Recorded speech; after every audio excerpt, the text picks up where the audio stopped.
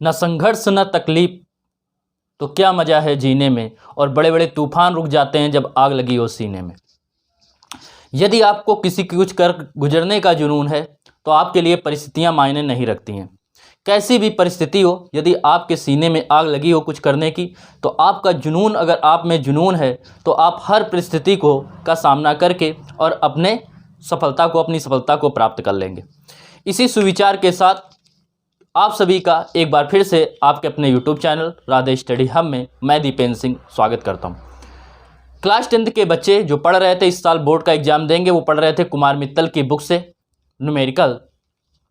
2 lesson तक आप लोगों ने कंप्लीट कर लिया था, उसकी थ्योरी भी आप लोगों को हम पढ़ा चुके हैं। इस लेक्चर में आप पढ़ेंगे 3rd लेसन के न्यूमेरिकल, जिसकी थ्योरी ऑलरेडी आपको हम करा चुके हैं।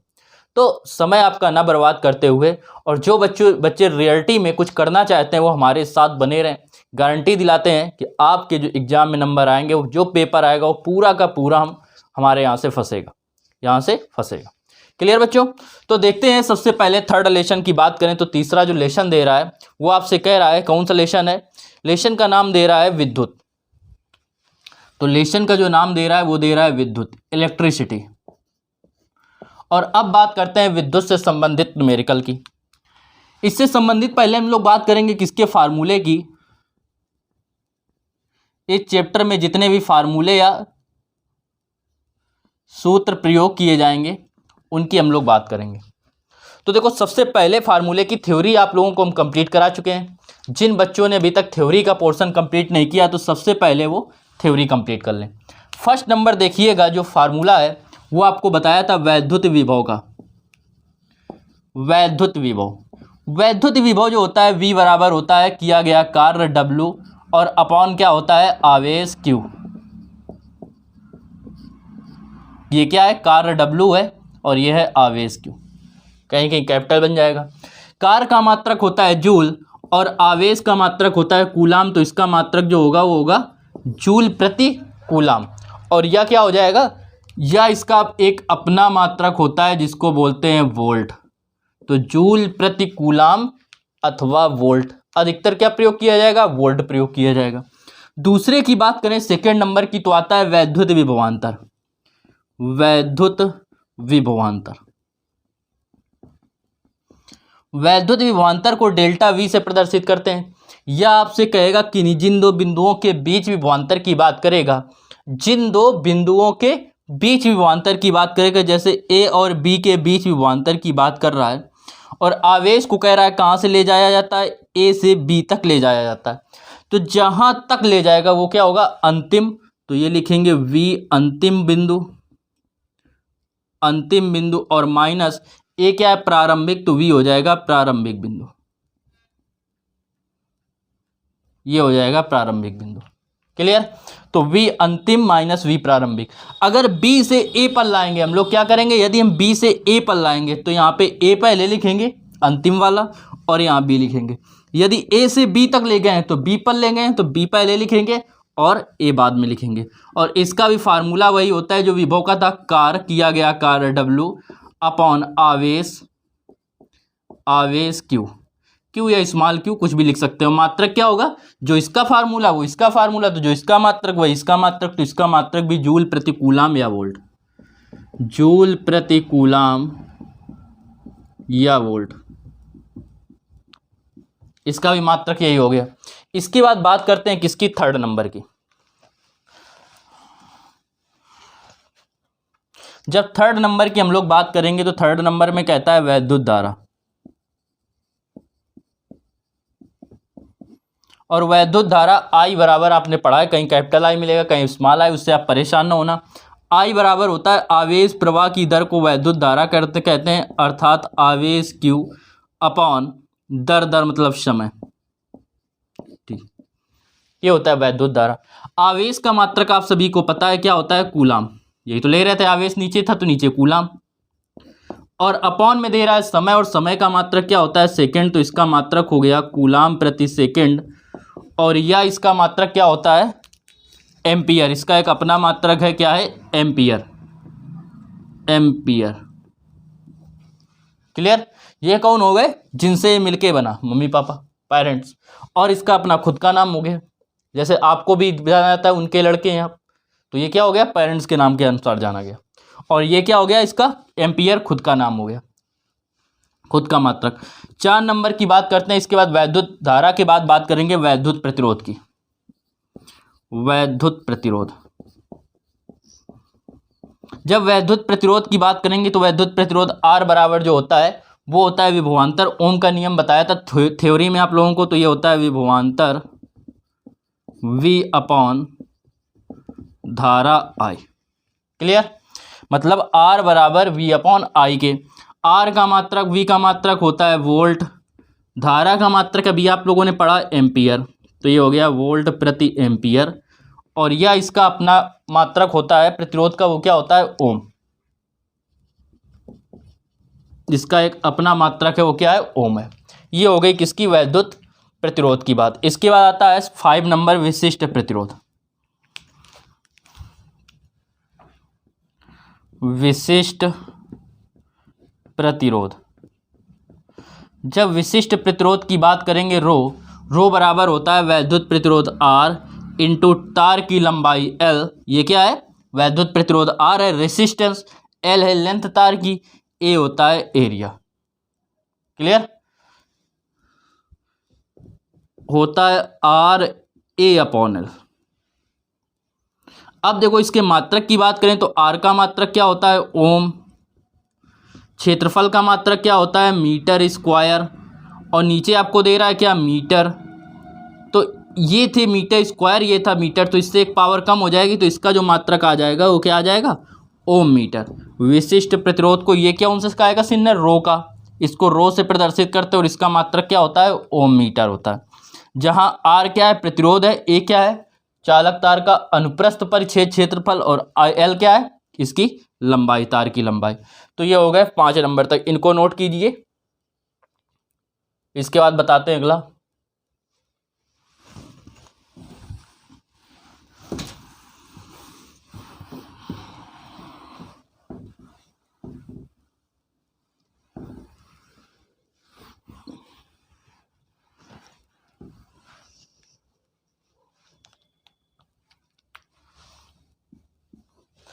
इसके बाद बात करते हैं 6 नंबर की। 6 नंबर में आपसे कह रहा है प्रतिरोधों का संयोजन। देखो प्रतिरोधों का संयोजन समझो, प्रतिरोधों का संयोजन। प्रतिरोधों के यदि संयोजन की बात करें तो नंबर 1 जो आता है वो आता है समांतर क्रम संयोजन। नंबर 1 में आप पहले लिख लीजिए श्रेणी क्रम संयोजन। श्रेणी क्रम संयोजन डेरिवेशन आपको करवाया था। श्रेणी क्रम संयोजन में जो तुल्य प्रतिरोध होता है उसका हमने फार्मूला ड्राइव करवाया था। तुल्य प्रतिरोध जो होता है श्रेणी क्रम का वो R बराबर होता है R1 plus R2 plus R3 जितने भी दिए गए होंगे। R बराबर R1 plus R2 plus R3, इसके अलावा भी जितने दे देगा वो सारे। इसके बाद सेकेंड की बात करें तो आता है कौन सा संयोजन, समांतर क्रम संयोजन।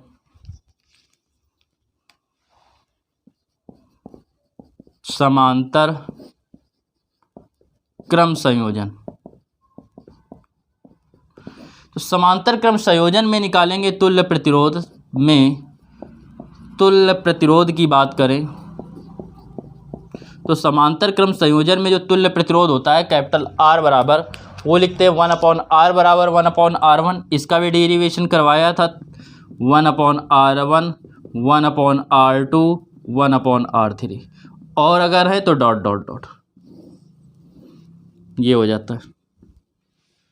क्लियर।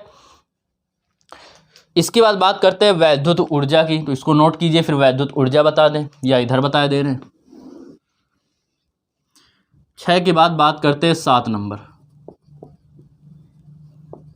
वैद्युत ऊर्जा। जब वैद्युत ऊर्जा की बात करेंगे तो वैद्युत ऊर्जा में जब हम लोग आएंगे तो वैद्युत ऊर्जा क्या होता है, W बराबर वैद्युत ऊर्जा W बराबर जो होता है वो होता है V into Q. V into Q, V क्या है, विभवांतर, Q क्या है, आवेश। इतने जूल, ऊर्जा का मात्रक होता है जूल। ये हो गया पहला। इसी में देखो आपने पढ़ा है कि यदि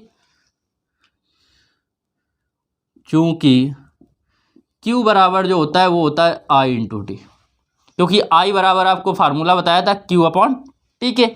यहाँ से Q का मान निकालेंगे तो I इधर आ जाएगा मल्टीप्लाई में, तो क्या हो जाएगा I इंटू टी। तो ये हो जाएगा Q बराबर आई टी, अतः यहाँ से W का जो मान आएगा Q की जगह रख देंगे आई टी, तो हो जाएगा वी आई इंटू टी इतने जूल। एक ये बन गया ऊर्जा का फार्मूला। इसके बाद पता है आप लोगों को चूंकि V बराबर होता है I इंटू आर। ये कैसे आया? ये अभी प्रतिरोध का बताया था फार्मूला, R बराबर V अपॉन ई, उसी से आता है V बराबर आई आर। तो V बराबर आई आर, इसलिए या अतः यहाँ पे रखेंगे V की जगह पे आई आर, तो W इक्वल यहाँ पे रख दिया I इंटू आर, और ये पहले से दे रहा था I इंटू टी, तो W बराबर हो जाएगा I दो बार हो गया तो I square R into T. ये हो गया, इतने जूल आ गया। इसके बाद बात करें, लिखेंगे चूंकि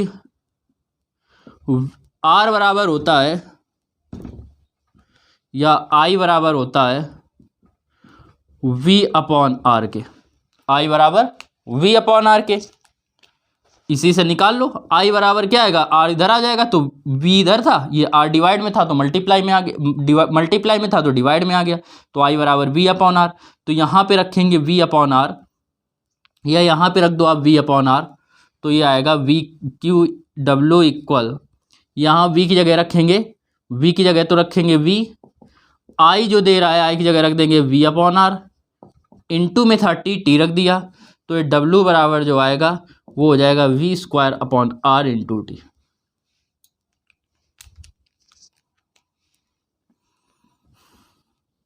इतने जो, इस प्रकार इसके ये सारे फार्मूले बन गए। अब देखो बात करते हैं इसके बाद, जब वैद्युत ऊर्जा हो गया, इसके बाद बात करते हैं ऊष्मा की। एक चालक में उत्पन्न ऊष्मा, इसको नोट कर लीजिए।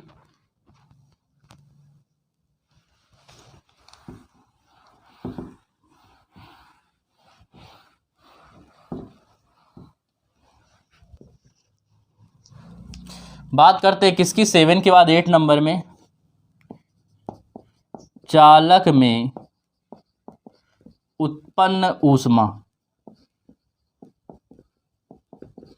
चालक में जब उत्पन्न ऊष्मा की बात करते हैं तो ऊष्मा, देखो एक चीज याद रखना कि 1 जूल बराबर जो होता है या 1 कैलोरी बराबर जो होता है वो 4.2 जूल के होता है। 1 कैलोरी बराबर जो होता है बराबर 4.2 जूल होता है। वैसे 4.18 होता है, लेकिन गणना के लिए 4.2 जूल ले लेते हैं।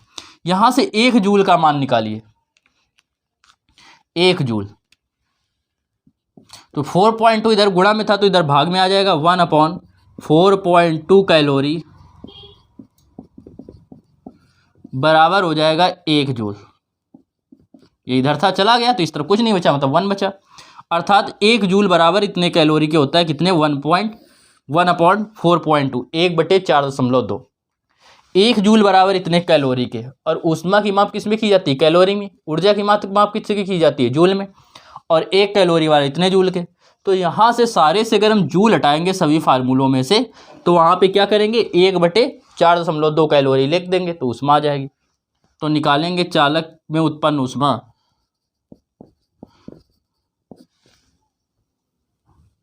चालक में उत्पन्न ऊष्मा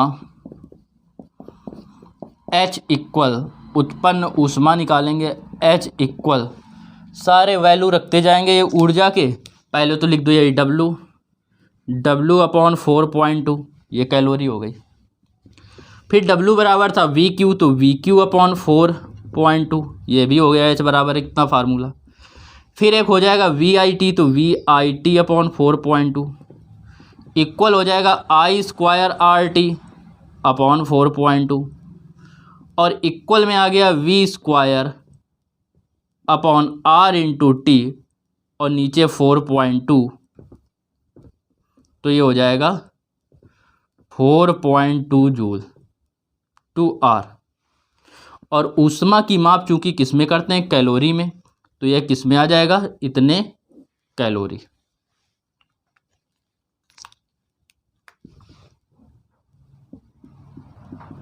इतने कैलोरी। क्लियर। आपसे कह देगा कि 1 किलोवाट घंटा को सॉरी 1 इलेक्ट्रॉन वोल्ट बराबर कितने जूल के होता है, तो क्या लिखेंगे, 1 इलेक्ट्रॉन वोल्ट बराबर कितने जूल के, 1.6 इंटू 10⁻⁻19 1.6 गुणा 10⁻⁻19 जूल के। इतने जूल के होता है 1 इलेक्ट्रॉन वोल्ट।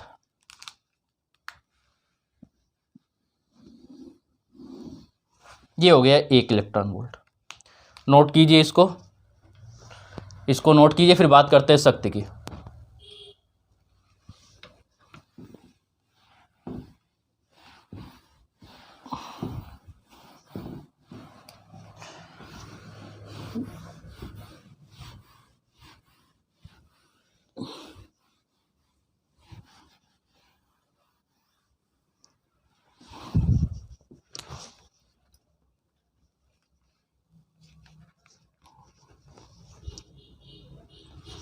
इसके बाद बात करते हैं 10 नंबर की। 10 नंबर में देखिए आपसे 10 नंबर जो होगा वो देखो क्या होगा, सामर्थ्य अथवा शक्ति बराबर परिपथ का सामर्थ्य अथवा शक्ति। सामर्थ्य अथवा शक्ति P बराबर होता है वे हुई ऊर्जा की दर को, ऊर्जा की दर ये क्या कहलाती है, शक्ति अथवा सामर्थ्य कहलाती है। W बराबर क्या होता है, V इंटू Q होता है अपॉन T हो गया। क्लियर। अब देखो चूंकि एक तो ये फार्मूला बन गया, V बराबर Q बराबर जो होता है वो होता है I इंटू T के होता है। अतः यहाँ पे Q की जगह क्या लिख देंगे, I इंटू T लिख देंगे। जब यहाँ पे I इंटू T रखेंगे तो यहाँ पे हो जाएगा V, I into T, Q की जगह नीचे दे रहा है टी, टी से टी कट गया, P बराबर आ गया VI। क्लियर। इतने वाट।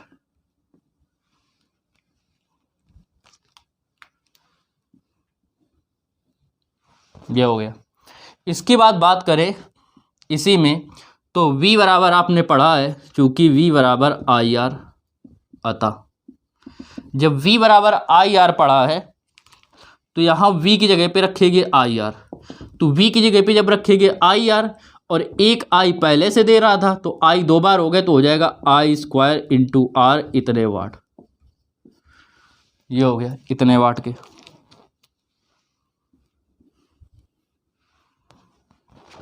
फिर इसके बाद बात करते हैं, चूंकि यहाँ से अगर I बराबर निकाले, I बराबर तो I बराबर होता है V अपॉन R के। यहाँ से देखो I बराबर निकालेंगे तो V और ये गुणा में भाग में आ जाएगा। अतः जहाँ पे दे रहा है I वहाँ पे रख देंगे क्या, V अपॉन R। तो यहाँ I की जगह जब V अपॉन R रखेंगे तो ये V पहले से दे रहा था, इसकी जगह रख दिया V² upon R, sorry V upon R, V upon R रखेंगे I की जगह पे तो V 2 बार हो गया तो P बराबर हो जाएगा V ये और एक ये तो V² अपॉन R, इतने वाट। क्लियर। तो इस प्रकार इसके कई फार्मूले बनाए जा सकते हैं जिनका अलग अलग मानों के अनुसार प्रयोग किया जाएगा। ठीक है, न्यूमेरिकल में इन सब फार्मूलों की जरूरत पड़ेगी। इसके बाद देखो इसी में शक्ति का एक तो ये मात्रक ये हो गया और एक अश्व शक्ति होता है, HP जिसको बोलते हैं। तो एक अश्व शक्ति बराबर जो होता है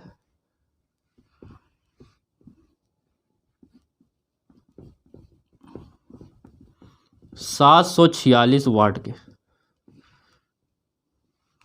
एक अश्व शक्ति जो होता है वो कितने वाट के होता है, 746 वाट इसके होता है। इसके बाद बात करें एक अश्व शक्ति के बाद 746 वाट हो गया। इसके बाद बात करते हैं किसकी, 1 किलोवाट घंटा कितने के बराबर होता है, 1 किलोवाट घंटा। तो 1 किलोवाट घंटा बराबर होता है 3.6 इंटू 10⁶ जूल के। इतने जूल के होता है 1 किलोवाट घंटा।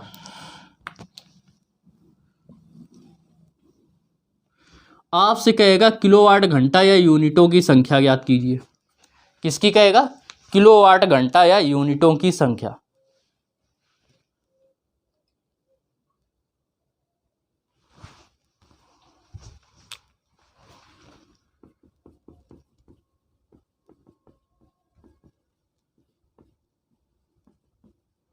किलोवाट घंटा या यूनिटों की संख्या।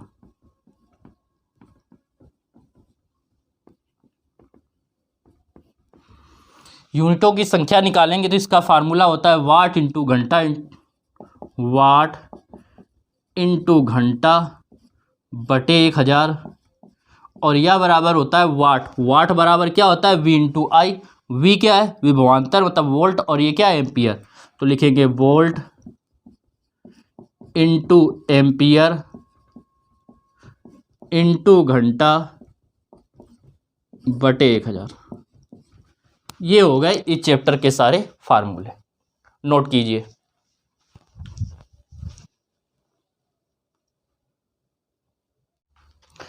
देखो बात कीजिए इसके फार्मूले के बाद बात करते हैं न्यूमेरिकल की। तो न्यूमेरिकल नंबर फर्स्ट देखिए क्या कह रहा है आपसे। आंकिक प्रश्न में कह रहा है एक तार में 2.0 एम्पियर की धारा प्रवाहित हो रही है। कितनी धारा प्रवाहित हो रही है? धारा जो दे रहा है आई आपको, वो दे रहा है 2.0 एम्पियर। 2.0 एम्पियर की धारा प्रवाहित होती है। तार में से होकर कह रहा है 20 मिनट में कितना आवेश जाएगा। आवेश पूछ रहा है और आपको समय दे रहा है 20 मिनट। समय टी बराबर कितना दे रहा है? 20 मिनट। समय को लेते किसमें? एसआई में सब मात्रक लेते हैं। एसआई मतलब एमकेएस मतलब टाइम किस में लेंगे? सेकेंड में। तो टी बराबर 1 मिनट में 60 सेकेंड, तो 20 में क्या हो जाएंगे? 20 इंटू 60 सेकेंड। इतना हो गया। आपसे कह रहा है आवेश का मान ज्ञात कीजिए। तो आई बराबर पड़ा है क्यू अपॉन टी के। क्यू बराबर निकालेंगे तो आई का इसमें मल्टीप्लाई हो जाएगा, तो क्यू हो जाएगा आई इंटू टी। तो निकालेंगे परिपथ में प्रवाहित आवेश या आवेश क्यू बराबर,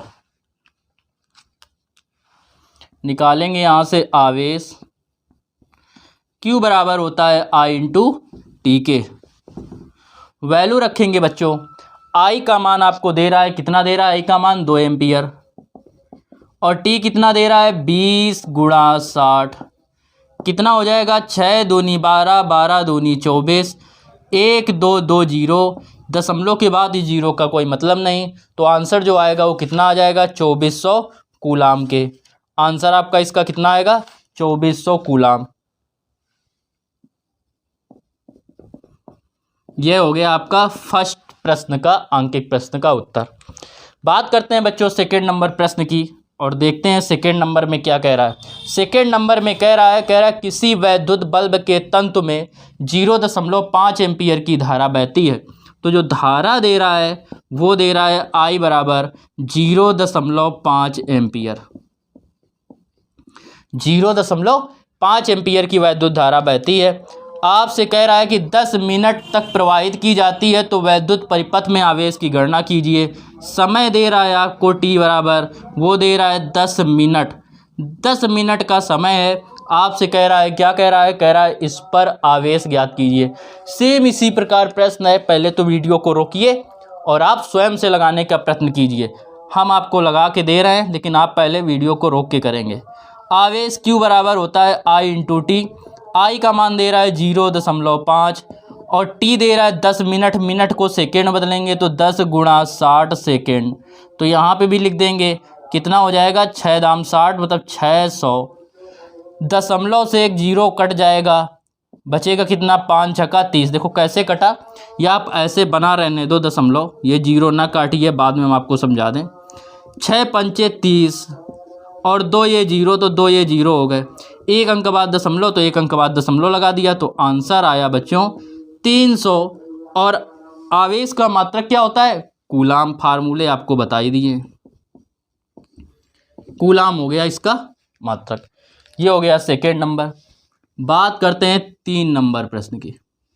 प्रश्न संख्या 3 नंबर प्रश्न में आपसे कह रहा है तांबे के एक तार से होकर 50 गुणा 10 की घात 18 मुक्त इलेक्ट्रॉन गुजरते हैं।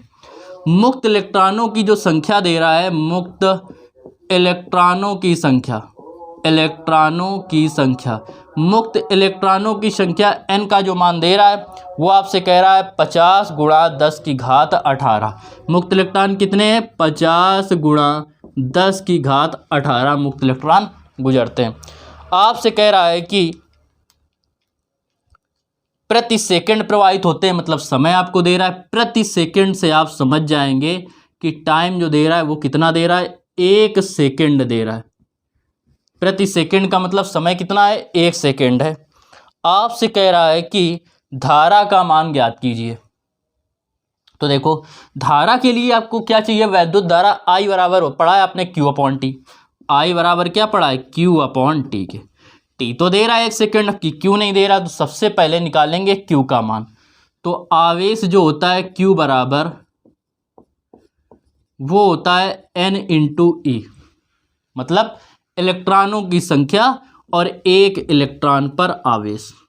तो Q बराबर आएगा, n का मान रखेंगे 50 गुणा 10 की घात 18, E का मान रखेंगे होता है 1.6 × 10⁻⁻19। तो Q बराबर 16 का 0 गुणा करेंगे 0, 16×5 = 80, 1 अंक बाद दशमलव, 1 अंक बाद दशमलव गुणा 10 की घात 19 में 18 जाएंगे, माइनस के 19 है प्लस के 18 है, माइनस वाली संख्या बड़ी है, माइनस का चिन्ह आएगा, 19 में 18 जाएंगे 1 दशमलव, यहाँ इस तरफ जब दशमलव लाते हैं तो प्लस की संख्या होती है, या इसको लिख सकते हैं 80, घात माइनस है नीचे लाएंगे प्लस की, 10 का भाग देंगे तो 8 कूलम। ये आ गया इस पर आवेश। जब आवेश आ गया तो आपको निकालना क्या है, अब धारा। धारा I बराबर क्या होता है, Q/T के।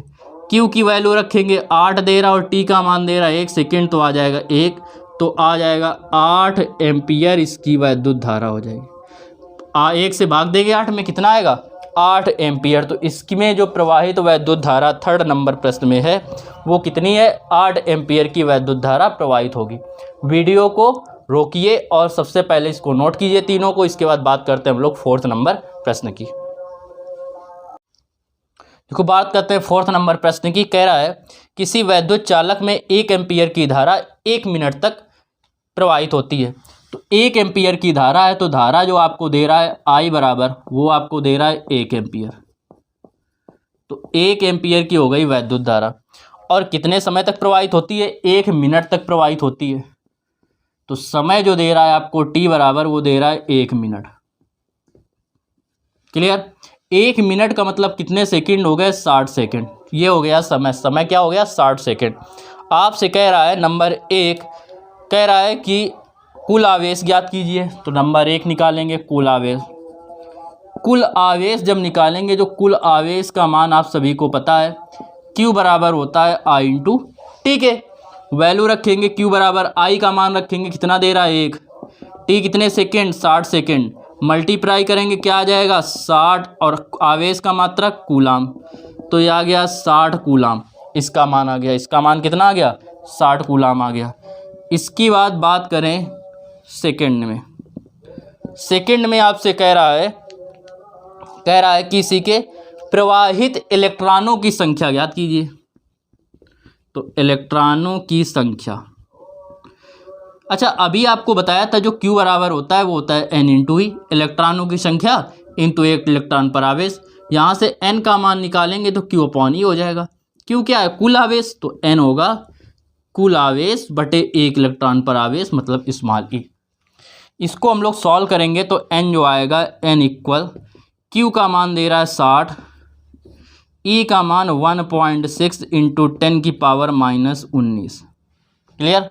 दशमलव काट भाग देंगे 0 आ जाएगा ऊपर, काटेंगे 4 से काटिए 15 चौको 60, और 4 से इसको काटेंगे 4 चौको 16 गुणा 10 की घात, ये -19 था ऊपर जाएगा प्लस के 19 हो जाएगा। ठीक है, ऐसे या काट के देख लो। 4 का भाग देंगे 806 से ज़्यादा ना जाए, 4 एकम 4, 4 इससे 6 से हट गया, 2 बचा, इसको दिया 20, 4 पंचे 20, ये 0 था, 0 लिख दिया। 4 का भाग 16 में देंगे, 4 चौको 16 गुणा 10 की घात 19। इसके बाद देखो ये तो आ गया, अब इसका ये 4 का भाग देंगे। फिर 4 का भाग जब इसमें देंगे तो कितने बार जाएगा, हो जाएगा 4 3 12, 12 इससे हट गए, कितने बचे 3, 3 इसको दिया 30, 4 सते 28, पूरा पूरा तो कटा नहीं, 30 में 28 कम हो गए, 2 बचे, दशमलव लगाया 20, 4 पंचे 20 गुणा 10 की घात 19। तो इसका जो इसमें इलेक्ट्रॉनों की जो संख्या आएगी वो आपकी कितनी आई, 3.37.5 इंटू 10 की पावर 19, या लिख सकते हैं 0.1 इस तरफ ले आइए तो हो जाएगा 3.75 गुणा 10 की घात, जब इस तरफ लाते हैं दशमलव तो घात प्लस की, तो एक अंक इस तरफ लाएं तो एक घात प्लस की हो जाएगी, तो 19 प्लस का था, एक और प्लस का हो गया, तो कितना हो जाएगा 20, और यह इसका आंसर हो जाएगा। और इलेक्ट्रॉनों की संख्या का कोई मात्रक नहीं होता। इसके बाद बात करते हैं 4th के बाद 5 नंबर प्रश्न की। प्रश्न संख्या 5 नंबर प्रश्न में कह रहा है एक कूलाम आवेश में इलेक्ट्रॉनों की संख्या कितनी होती है। एक कूलाम आवेश में सेम एक करना इलेक्ट्रॉनों की संख्या, बस कुल आवेश आपकी कितना दे रहा है, इसमें दे रहा था 60, उसमें दे रहा है 1 कूलाम, तो कुल आवेश जो है वो है 1 कूलाम। कुल आवेश जो दे रहा है Q बराबर वो दे रहा है 1 कूलाम। आपसे कह रहा है इलेक्ट्रॉनों की संख्या ज्ञात कीजिए। इलेक्ट्रॉनों की संख्या, इलेक्ट्रॉनों की संख्या n बराबर जो होता है वो होता है Q अपॉन E। Q की वैल्यू रखेंगे, Q का मान आपको दे रहा है 1 कूलाम, तो 1 हो गया, दशमलव E का मान 1.6 गुणा 10 की घात -19, दशमलव काटेंगे ऊपर 0 बढ़ जाएगा, 2 से काटेंगे 2 पंचे 10, 2 से काटेंगे 2 8 16, 8 बार, -19 था, ऊपर जाएगा प्लस के 19, 8 का भाग 5 में देंगे, भाग जाएगा नहीं, 0 लगाया, दशमलव लगा दिया। जब 8 का भाग 5 में दिया तो भाग तो जाएगा नहीं, भाग नहीं जाएगा तो क्या करेंगे, 0 दशमलव लगाएंगे तो यहाँ एक 0 बढ़ जाएगा, हो जाएगा 50। 8 का पाड़ा पड़िए, 50 से ज़्यादा ना जाए, तो 8 छंग 48, 50 में 48 कम हो गया, कितने बचे 2, दशमलव लगाया, कितना हो गया 20, 8 दूनी 16, 16 हो गए। अब 20 में से 16 हट गए, कितने बचे 4, दशमलव लगाया 40, 8 पन 40 गुणा 10 की घात 19, तो n जो आएगा ये दशमलव इस तरफ आएगा 6.25 इंटू 10 की पावर 18, ये हो गया इसका इस प्रश्न का आंसर, n का मान। क्लियर बच्चों, ये हो गया प्रश्न संख्या आपका 5। नोट कीजिए दोनों 4 और 5 नंबर प्रश्न। देखो अब बात करते हैं 6 नंबर प्रश्न की। 6 नंबर प्रश्न में कह रहा है एक वैद्युत चालक में 1.6 एम्पियर की धारा बह रही है। जो धारा दे रहा है आपको I बराबर वो दे रहा है 1.6 एम्पियर, 1.6 एम्पियर की वैद्युत धारा बह रही है। कह रहा है चालक में से गुजरने वाले इलेक्ट्रॉनों की संख्या ज्ञात कीजिए। तो अभी आपने पीछे पढ़ा था इलेक्ट्रॉनों की संख्या निकालना, इलेक्ट्रॉनों की संख्या, जब इलेक्ट्रॉनों की संख्या निकालेंगे n बराबर क्या होता है Q upon E, Q upon क्या होता है E होता है।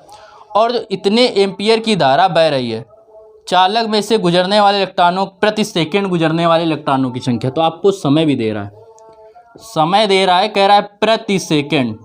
तो प्रति सेकंड का बच्चों आपको बता चुके हैं क्या मतलब होता है, 1 सेकंड होता है, 1 सेकंड होता है, प्रति सेकंड का मतलब 1 सेकंड। अब निकालना है आपको आवेश, इलेक्ट्रॉनों की संख्या, इलेक्ट्रॉनों की संख्या, इलेक्ट्रॉनों की संख्या n बराबर होता है Q अपॉन E के। Q का मान रखेंगे, Q बराबर तो दे नहीं रहा है, और Q बराबर आपको फार्मूला पता है क्या होता है, I इंटू टी होता है। E का मान आपको पता है क्या होता है, 1.6 इंटू 10 की पावर -19, एक इलेक्ट्रॉन पर आवेश। प्रोटॉन पर इतना धनात्मक होता है, इलेक्ट्रॉन पर इतना ऋणात्मक।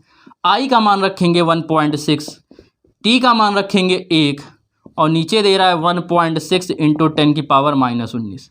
1.6 से 1.6 कट गया, -19 ऊपर चला जाएगा, हो जाएगा प्लस के 19। ये आ गई इलेक्ट्रॉनों की संख्या, या इसी को लिख सकते हैं क्या, 1 गुणा 10 की घात 19, ये भी सही है। क्लियर बच्चों, तो ये आ गया इसमें इलेक्ट्रॉनों की संख्या का मान। और प्रश्न संख्या आपकी कौन सी हो गई, 6। क्लियर, थकना नहीं है, जोश और जुनून के साथ बराबर पढ़ते रहना है। अब 7 की बात करते हैं, प्रश्न संख्या 7 नंबर प्रश्न में कह रहा है एक वैद्युत चालक में 4 गुणा 10 की घात 19 इलेक्ट्रॉन प्रति सेकेंड बह रहे हैं। अब की आपको दे रहा है इलेक्ट्रॉनों की संख्या, और जो इलेक्ट्रॉनों की संख्या है वो n बराबर आपको दे रहा है कितने हैं, 4 गुणा 10 की घात 19, 4 गुणा 10 की घात 19 इलेक्ट्रॉन है। वो भी कितने समय में बह रहे हैं, प्रति सेकेंड। समय आपको जो दे रहा है t बराबर वो दे रहा है 1 सेकेंड, 1 सेकेंड का आपको समय दे रहा है। आपसे क्या रहा है, आपसे कह रहा है कि चालक में धारा की गणना कीजिए। निकालना क्या है, वैद्युत धारा। और वैद्युत धारा जो होती है वो आपको पता है I बराबर होता है Q/T के, होता है कि नहीं होता है। अब देखो बात करेंगे I बराबर Q का मान रखेंगे Ne और T। Q बराबर पढ़ चुके हो, Ne होता है, यहाँ से अगर निकालें Q का मान क्या आएगा, Ne आएगा। वैल्यू रखेंगे बच्चों, तो वैल्यू रखेंगे तो क्या आएगा, n की जगह पे रखेंगे 4 गुणा 10 की घात 19। E का मान रखेंगे, पता है आपको कितना होता है, 1.6 गुणा 10 की पावर -19। T का मान रखेंगे 1 सेकेंड दे रहा है, क्या हो जाएगा, 16 चौको 64, 6.4। 10 की घात -19 से +19 कैंसिल, तो कितना आ जाएगा, 6.4 एम्पियर। यह आ जाएगी इसमें प्रवाहित वैद्युत धारा। कौन से, 7 नंबर प्रश्न में। तो ये हो गया आपका प्रश्न संख्या 7। नोट कीजिए प्रश्न संख्या 7, देखिए क्या कह रहा है। 7 नंबर प्रश्न को आप लोग नोट कर लीजिए।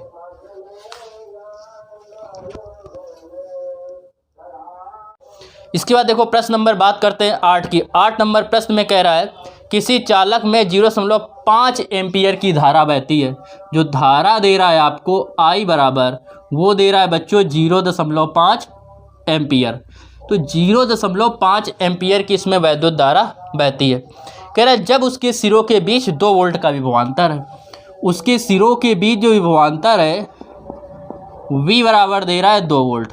तो 2 वोल्ट का विभवांतर होने पर 0.5 एम्पियर की धारा बहती है। कह रहा है चालक का प्रतिरोध बताइए, प्रतिरोध बताना है। तो प्रतिरोध का फार्मूला बताया था R बराबर V/I के, थ्योरी भी बताया था, और लेक्चर चालू न्यूमेरिकल चालू से पहले इस लेक्चर के प्रारंभ में सारे फार्मूले बताए हैं, उनको एक जगह कॉपी में लिख लीजिए। R का मान रखेंगे, R बराबर V दे रहा है आपको 2, I दे रहा है 0.5। ये 0.0 लिखना चाहो लिखो, या दशमलव काटेंगे तो इस तरफ 1 अंक है तो 1 0 बढ़ जाएगा। 5 से भाग देंगे, 5 चौको 20, तो ये आ गया 4, और प्रतिरोध का मात्रक ओम। तो इसका मान क्या आ गया, 4 ओम आ गया इसका मान, 4 ओम। क्लियर बच्चों। इसके बाद बात करते हैं 9 नंबर प्रश्न की, प्रश्न संख्या 9। 9 नंबर प्रश्न में कह रहा है 2 ओम के 3 प्रतिरोधों को श्रेणी अथवा समांतर क्रम में जोड़ने पर तुल्य प्रतिरोध ज्ञात कीजिए। 2 ओम के 3 प्रतिरोध हैं, मतलब प्रतिरोध R1 बराबर 2 ओम, प्रतिरोध R2 बराबर 2 ओम, और प्रतिरोध R3 बराबर भी है, कितना है, R3 बराबर 2 ओम। ठीक है। अब कह रहा है इनको एक बार श्रेणी क्रम में जोड़ा जाता है, फिर इनको एक बार समांतर क्रम में जोड़ा जाता है। दोनों का जो परिणाम आए उनका अनुपात ज्ञात कीजिए। तो हम लोग पहले निकालेंगे इनका श्रेणी क्रम संयोजन, फार्मूला आप लोगों को बता चुके हैं। तो निकालेंगे श्रेणी क्रम संयोजन में तुल्य प्रतिरोध, श्रेणी क्रम संयोजन में तुल्य प्रतिरोध। श्रेणी क्रम संयोजन में जब तुल्य प्रतिरोध निकालेंगे तो फार्मूला होता है प्रतिरोध का क्या, R बराबर R1 plus R2 plus R3। तो R बराबर R1 plus R2 plus R3। तो R equal R1 plus R2 plus R3, तीनों दे रहा है R1 R2 R3 2 2। तो ये होगा 2, ये भी 2 और ये भी 2, बराबर आ गया 6 ओम। इसके बाद निकालेंगे इनका समांतर क्रम, इसको मान लीजिए R डैश। अब निकालेंगे समांतर क्रम संयोजन में तुल्य प्रतिरोध। समांतर क्रम संयोजन में हम लोग निकालेंगे तुल्य प्रतिरोध। जब समांतर क्रम संयोजन में तुल्य प्रतिरोध निकालेंगे आर डबल डैश, तो इसका जो मान होगा वो कितना होगा, आर डबल डैश क्या होता है समांतर क्रम का फार्मूला, 1/r बराबर, तो आर डबल डैश बराबर 1/r1, 1/r2, 1/r3, 1/r double dash equal 1/r1 का मान सभी कितने कितने दे रहा है, 2 ओम, तो ये भी 2, ये भी 2 और ये भी 2, तो 1/r डबल डैश बराबर, हर समान हो अंश जोड़ देते हैं 3/2, इसका उल्टा करेंगे क्या आएगा 2/3, या ऐसे ही बना रहने दो इतने हो। अब इनका अनुपात पूछ रहा है, आप सॉल्व कर लो जो कन्फ्यूज हो जाओ। तो आर डबल डैश जो आएगा ये उल्टा कर देंगे 2/3, इसका उल्टा किया आर डबल डैश, इसका उल्टा करेंगे 2/3 ओम, ये हो गया। अब निकालेंगे क्या, इनका समांतर क्रम और श्रेणी क्रम संयोजन का अनुपात, मतलब r dash upon r double dash, r dash और आर डबल डैश। तो आर डैश बच्चों कितना दे रहा है 6, आर डबल डैश कितना दे रहा है 2/3, 3 ऊपर जाएगा तो 6 × 3/2, 2 से काटेंगे 2 3 6, 3 त्रिक 9/1, अनुपात निकालेंगे आर डैश अनुपात आर डबल डैश बराबर आ जाएगा 9:1। यह हो गया इस प्रश्न का उत्तर, क्या आया 9:1 आ जाएगा आंसर, नोट कीजिए।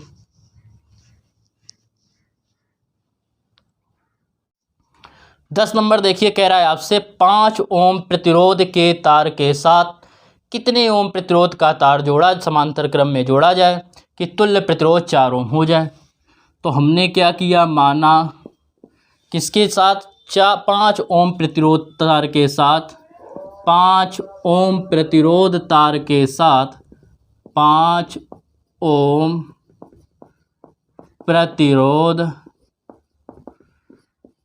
तार के साथ किसको जोड़ा जाए, 5 ओम प्रतिरोध तार के साथ आर ओम को जोड़ने पर, या आर डैश ओम को के प्रतिरोध को, इतने ओम के प्रतिरोध को किस में जोड़ने पर, समांतर क्रम में जोड़ने पर, समांतर क्रम में जोड़ने पर तुल्य प्रतिरोध, जोड़ने पर